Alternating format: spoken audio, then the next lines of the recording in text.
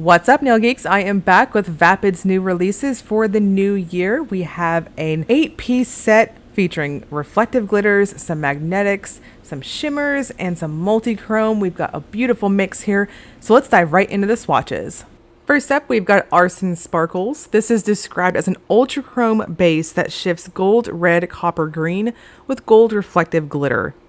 So this one is probably my second pick. I am so in love with these shifty, sparkly goodies. It does have a lighter formula to it, so I'm going to suggest going in for 3 light coats to let this one slowly build up. And per usual with reflective pigments or reflective sparkles, if you will, it's going to have a ton of texture to it when it dries down. So let it dry for maybe 2 minutes or so. It's not super long, but you want it to dry down and get nice and gritty so your next layer adheres very well to all of that texture from the previous coat. So going in lightly, and you're going to maximize all that shifty prettiness and all those sparkles. Now here you can see in my normal studio lighting here how it looks with the sparkles, very pretty. And then in sunshine and like flashlight type settings, this is what you'll see it with. So very, very loud and just so shifty on that base. And next is Butter My Biscuit. This is an orchid pink base with metallic gold magnetic flash. Now this one's pretty interesting to me because the magnetic pigment, in my opinion, is very much a true type of shimmer. It's of the heavier particle size, so when you magnetize it, it doesn't move a whole lot. So you're not going to see a ton of movement when you wiggle your fingers around. Rather, your design is going to stay put. I think it'll make a little more sense when you see my full hand shot here in just a minute. This has a very creamy formula to it. Overall, it behaves like a cream. After 2 coats, it is absolutely beautifully opaque and plump, just like how I like it. And I think it looks wonderful unmagnetized. But of course, I'm going in with the Magic Magnetic Top Coat so you guys can see both. And my ring finger and my middle finger are both magnetized here. You can see, again, it's not super moving around in terms of how you're going to see it, but it does have a touch of movement, just not on the more extreme spectrum of magnetic polishes.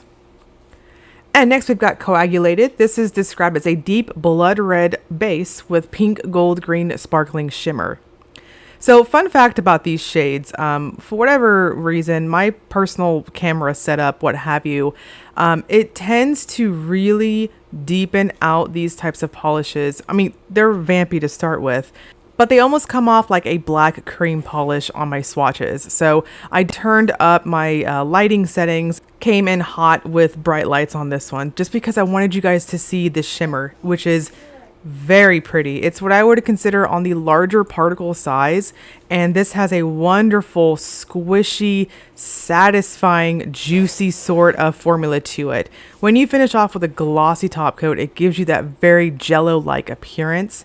And of course, I turned up the lights big time so you guys could see this shimmer in more detail. This is what it's going to look like in bright lights, of course, but I think it's going to give you a better idea of what you're seeing in person. So beautifully vampy, really nice for Valentine's Day, if you ask me.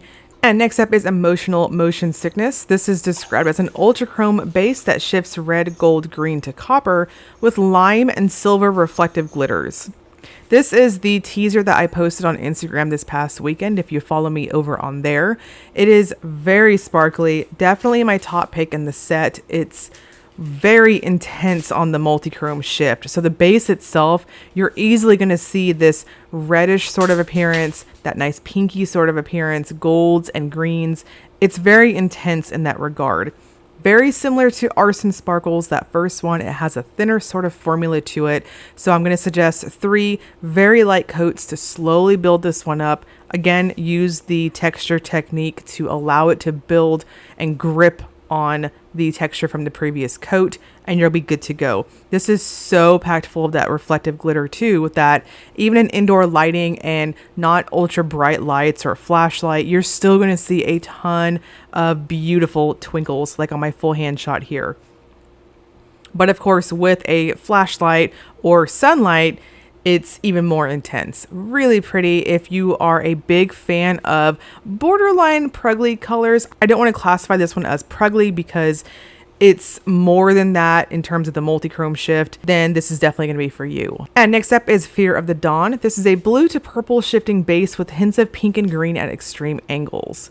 This one is very lovely. It's a straight up multi-chrome, and it does have a lighter formula, which I appreciate because the multi-chrome pigment, as you can see on this first coat here, is of the larger particle size. It needs to be built up slowly because when you do, it plumps up wonderfully. Now in indoor light, dimmer lights than what you're seeing on the video, when I pulled my hand away from my lighting area, I think it does appear very much as almost a navy type of darkened blue base. Light reflected angles, I'm getting all sciencey on you guys here, it's going to get to be almost like a tealish sort of blue. And then once you go up to much brighter lights, it takes on almost this much lighter blue, if that makes sense. But in my opinion, the dominant shift you're going to see is what's on my full hand shot here. So almost like a navy blue and then that lovely purple at angles. And next up, we've got Long December. This is a base that shifts from aphotic blue to grape purple. I don't know if I said that right, you guys, with emerald green and silver reflective glitter. This one is what I would consider the more flamboyant cousin to Fear of the Dawn. I think it does have just a touch of resemblance to it, but it's obviously more sparkly, and I think it's got a slightly different shift to it as well. So of course you're going to see that nice almost navy-ish blue in indoor light, more dimmed type of lighting, and it does have an easy, lovely purple shift over to it. Now here we've also got this gorgeous mixture between the silver and green reflective glitters.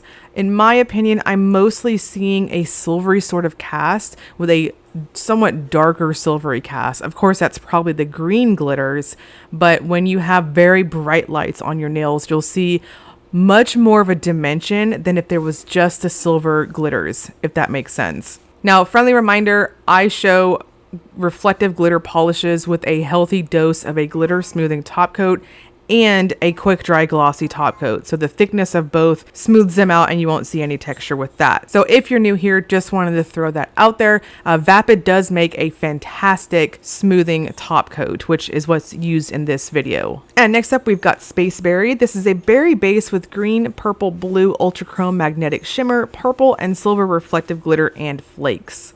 So this one is for the kitchen sink lovers. It's got a lot going on with it. It does, of course, have that slightly lighter formula, which I really think this is absolutely necessary, especially in Space Berry, because it is very heavy with the magnetic pigments, with the reflective glitters, and with the little flakes in here too.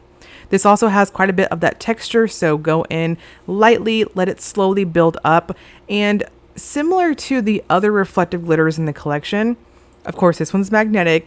I think it looks beautiful unmagnetized. I think this is really versatile, and you can see after building up this third coat here, just going in real thin, that it pops really well without even doing anything to the polish itself. Now, the magnetic pigment here is what I consider on the finer particle. There is quite a bit of easy movement to it, especially when going in with the magnetic top coat sort of technique here. It easily shifts over, but it's very, very fine particle. So I think it's not quite as loud as, say, Butter My Biscuit, but it's still quite noticeable, but just a touch more subtle. You'll see this almost ethereal, kind of minty sort of green against that purpley berry base. It's really pretty. And again, you're going to want to finish with a glitter smoothing top coat and a thicker glossy top coat to get you nice and smooth from all those reflective glitters. And you can see indoor lighting right there with the sparkles. And then with flash, you can see just how much this one just lights up and really plays up. This one definitely gives me those nice space vibes. And finally, we have Space is Cold. This is a silver metallic magnetic topper with scattered sparkles. I'm going to go out on a whim and say this is one that you need to have in your top coat / top coat effect arsenal. It's very, very pretty, and it's so versatile, and it's really dense with the goodies in this. So if you want to polish like me, you can use the icing method and you'll get beautiful coverage that way. Or if you didn't want to do it this way and you just want to apply normally, that's perfectly fine too. I think you're still going to get a ton of coverage with this one. It is So pretty. When you go in with a magnet, it's going to obviously repel to your design depending on the magnet you're using. But what I really appreciated about this one, especially as an effect topper, is it's not just the magnetic pigment. There are little holographic twinkles in here too.